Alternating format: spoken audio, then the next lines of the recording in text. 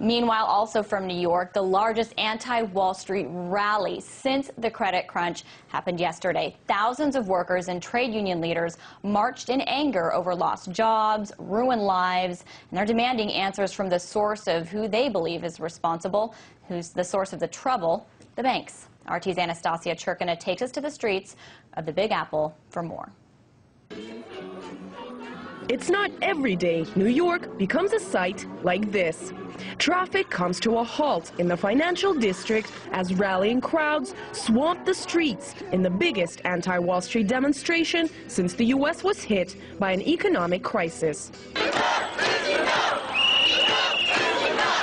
These thousands of people in New York City represent the millions all over the United States. What do all of them have in common? The feeling of outrage, a sentiment which has reached its peak in America. In a loud call for accountability, people want an end to the mess on Wall Street. Even 9-year-old Sam knows that something is not right.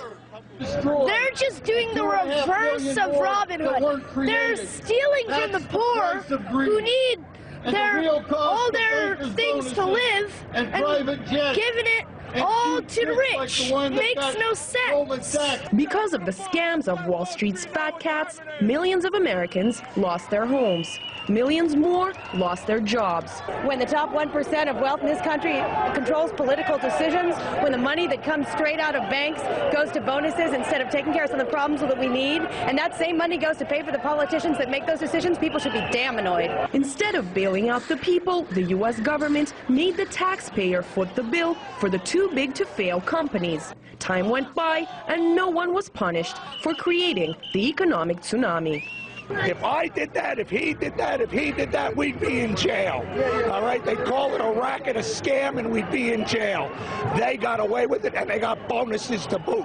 Just months after being kept afloat by common Americans, bankers again began spending hundreds of millions of dollars in bonuses. We need good jobs, and we need financial regulations to make sure that this never happens again.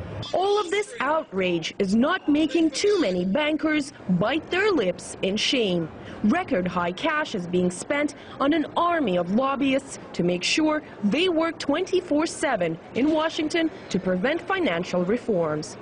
And the financial district is going about business as usual.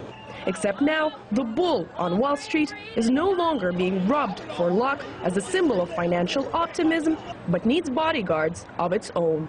Anastasia Churkina, RT, New York.